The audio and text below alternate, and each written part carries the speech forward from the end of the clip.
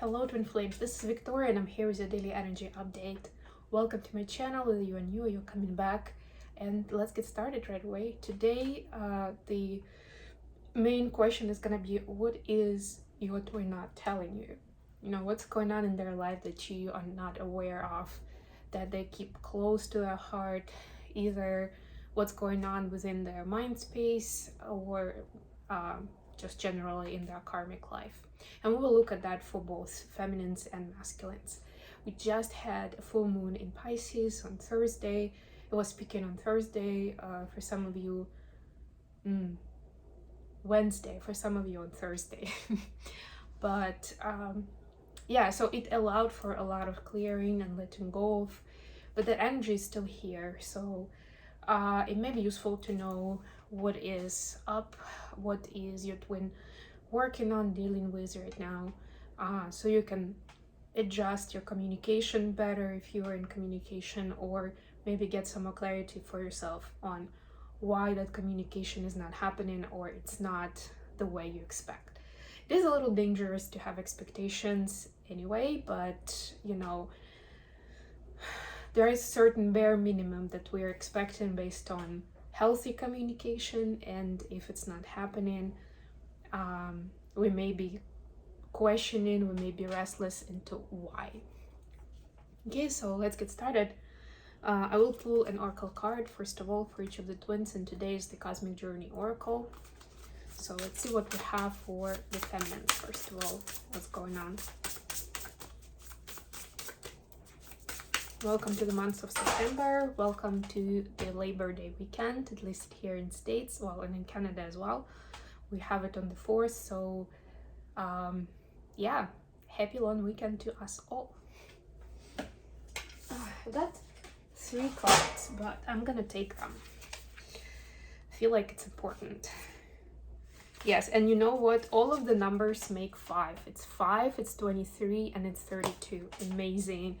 Change coming in for the feminines. Befriend your fear monster. Yes, we'll look into those fears, what they are. But this is a reminder that you can't just run away. You know, in order to create that energy of change, of transformation, of moving on to something bigger and better, you need to look into what is holding you back and remove that obstacle. Number 23, see through the perfectly purple lens of your galactic destiny. Never forget that there is a much bigger picture than a relationship with a certain someone. Whether it's your twin, or maybe you're contemplating a relationship with a soulmate, or maybe there isn't even anyone, but you are preoccupied with a friend or a colleague or sibling, and what's going on between the two of you. You know, again, this is like putting perspective around it, that it's all supposed to be like a school of learning, our existence here. It's all supposed to be for the sake of, it's given to you for the sake of learning new experiences, new skills, the way to deal with different situations, right? So don't get too hung up on those specifics. And finally, number 32 is right into this reality.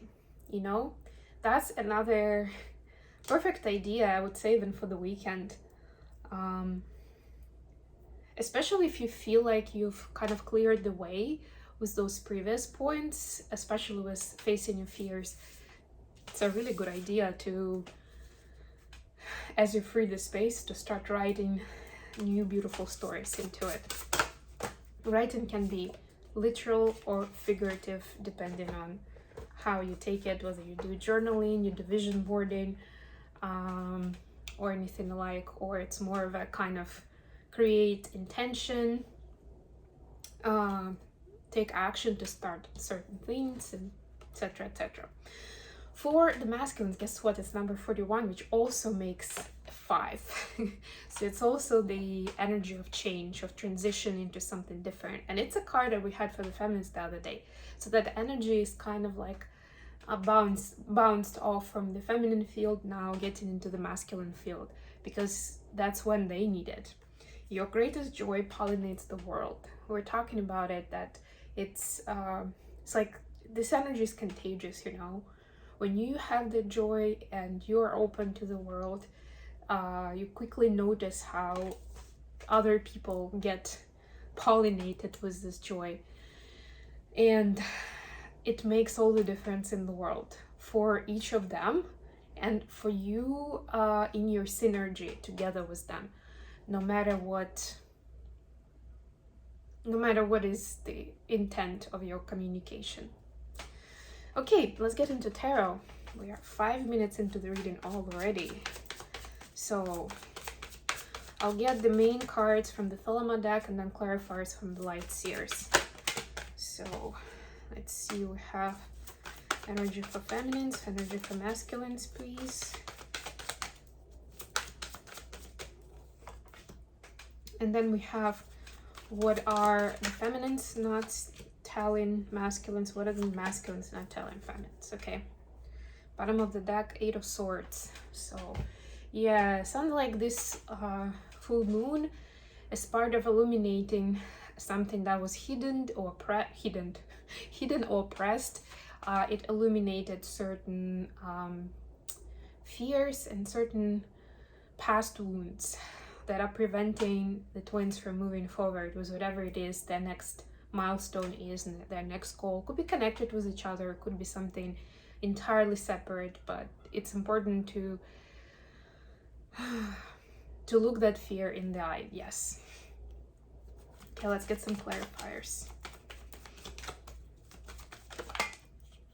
Okay. Here, bottom of the deck is 9 of Wands. Again, another card for the fear. But you see, in both of these cards, it's not a real, legit fear. Like, no, but the fear is always legit, of course. It's your emotion. But there's no objective grounding for it. It's your brain playing a program for you. You know, playing a program that you're hopeless, or there is no way out in this situation, or, you know, there's no happy ending in stock for you, or something along those lines. This one is more like, ooh, I don't know if I can do it. I've been struggling with this for such a long time. Oh, I've already spent so much energy on this. I just don't know if I have it in me to walk this last mile. But that's exactly what the universe is telling you, that you're very close to your goal, right? And it's like it's this last obstacle, or this last leg of the journey, where it's gonna be a shame if you've walked like 9/10 of it, right? She's 9 of Wands out of 10, and then the last leg you're like, you know what, I'm gonna give up here. I've had enough, that's it. So if you imagine it at distance of, like, for runners, for, I don't know, not even track, but, you know, like, let's say you're running 300 feet, right? Imagine that you already covered 270 feet, and then the last 30 feet you can see the finish line, and you're like, yeah, you know what, it's time for a break. I may do this another time. It's like, what? Only in this case, the finish line is not as clear, so it may be tricky. Your mind can be playing tricks on you. Although deep down, your heart, your soul definitely knows that you're close, that you're on the right track, that you are exactly where you're supposed to be. Okay, anyways, for the feminines, the energy is 5 of Swords and 7 of Pentacles, clarified by 7 of Wands in reverse. So the feminine is taking a brave step in the outside world, let's put it that way. So there's been more of a hermit energy lately, with retrogrades, with the moon, and now it's like, okay, I don't really need to keep myself in the comfort zone. Not anymore, not at this point, right? It's expected of me to get out of there and to almost like to prove the haters wrong, or even to prove myself wrong, that something was not achievable, or something was not working for me, or I'm not gonna get a response with this and with that. You know, like, it's more like I'm gonna test it, I'm gonna check it by acting upon it. Even if it's not gonna work out, I'm gonna find out by actually trying it out, whatever that is for you. And I'm getting that for some it will be around the connection. For some, it's about your personal growth and discovering certain gifts and area of interest, if you wish. For others, it could be connected with work, with a career. It can overlap, of course, between any of the three. But yeah, different storylines that I'm getting here. But it's almost like you realize now that it's up to you to create that plan of success. It's not just gonna happen overnight by itself. Like you wake up and whatever it is you are walking towards, whatever it is you see as your next goal, it's not just gonna magically appear. You're supposed to plan for it. And not necessarily just run out and act, but, you know, be a little more prepared for that game. See what you have up your sleeve, you know, what kind of cards you got dealt, and what can you do with them. And it's not a deceit, it's more like strategy, right? It actually, yeah, this is 5 of Swords. This is like seeing the difference between fake it till you make it kind of energy and, okay, I'm gonna be ready. I know my strengths, I know my weaknesses, so I'm gonna be ready. For the masculines, we have 6 of Swords clarified by 9 of Cups. So masculines are also moving to the space where, especially with this joyful card, where they want to enjoy their life more. They want to see more of the magic around, and they want to be more grateful for what they have, and they want to get into... It's interesting, in this deck, it doesn't have anybody else in the boat. In many decks, there's also a woman and child. But yeah, so the masculine's like, okay, I'm taking my matters into my own hands, and I need to get myself into safety, into harmony, to a place where I can be joyful and happy and see blessings around me. When I can do that for my own individual space, then I can move on to, you know, something bigger and better with other people around me. Whether it's in love or at work or in some other connections, goals. What are the feminines not saying? We have King of Wands and Ace of Pentacles. They're dreaming of the new beginning with the masculine. Yes, deep down, although they're, you know, trying to focus on like the right thing to do, and, you know, we've been told a lot of times that we're supposed to focus on mission, on our own like spiritual growth, right? On being of service, discovering your gifts and skills and all that. But yeah, and it may even look like that on the outside, right? And that's what we talk about. But what we're not saying as divine feminines is that, yeah, deep down we want something solid, something in the physical with DM. Even if it's not full union, then at least certain stability around where are we, you know? So it's not like in and out. It's not like I might get a message once a month, so once a week, or once in 3 months, and it can be how are you? It can be something, you know, funny to make me laugh, or it can be something like, oh, my life is just a mess right now, right? It's kind of like all over the place. There is no I don't want to say logical order there, but there's no, like, the King of Wands is a very mature figure and wise, right? Like, there's no sense of that mature and wise approach of like messages that are making sense, that there is a general understanding of how do we communicate, what do we talk about, without even the labels. We don't need the labels, but there should be clear understanding. What is it we're talking about? How far are we going? What kind of planning can we do together? You know, that's what feminists are not saying, because they feel like it's their own thing to say or think about. But that's deep down, that's what they want. For masculines, Queen of Cups and 6 of Cups, oh my god. I mean, you can't make it up, you know, divine masculine, divine feminine.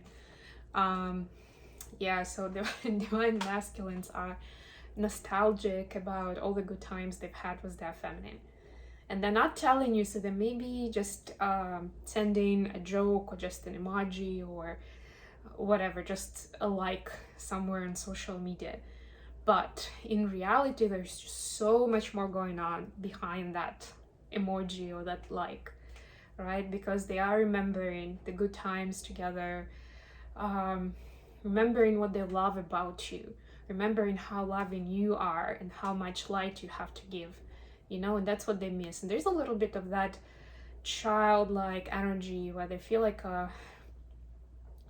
child, a boy or a girl, take gender how it resonates for you, but they are imagining themselves as this child that is looking for the nurture of the Queen of Cups. I want some of that warmth and love and, you know, just like a physical contact, hug, something like that, you know, like maybe caressing on the body, but like making that touch that immediately makes them feel better. They miss it. There we go. That's what it is. Okay, last but not least, let's get some messages between the twins. So what would divine masculines like to say to the feminines at this time? Of course. We have, I imagine you naked. Yeah, that stays. You see, and it's very interesting that the energy is like that. And that's what they're thinking about, like, it's true story. But then how does it manifest in what they want? You know, and I was just talking about the touch. But of course, because there's so much emotion, so much love there, it naturally, to the opposite sex, you know, it naturally goes into this stage. Just sometimes it's just really hard, especially when there is a meeting in the physical, to stay away, to kind of to keep distance, to not go into this too fast. But a lot of times it's just, well, it's possible, but it's really, really difficult. A lot of times we fail at that. But as long as it doesn't create additional karmic cycles or additional pain for you, it's fine. I don't know a lot of people that will be fine with having that kind of intimacy and that not meaning much for them or not expecting anything afterwards. But if it is you and you can just be in the moment, enjoy that bonding, enjoy the healing that you're definitely gonna give to get to each other through that experience, then go for it. And also we have uncommon trust, and I feel the same way. If anyone was wondering, if anyone had any doubts on the DF side, there you go. And now from divine feminines to the masculines. Okay, feminines want to talk. Okay. We have, I could be your hero, baby. This is actually a 6 of Cups energy. So don't take it too literal, but you know, we can be heroes when we provide that warmth and love that the person is looking for. It can be just as heroic as actually going out there and slaying the dragon or something to save somebody's life. You know, sometimes these kind of things can save another person's life, or their hope at least, their stamina. I just wish things were different. Yeah, I think it looks like that's mutual. Do you think about me too?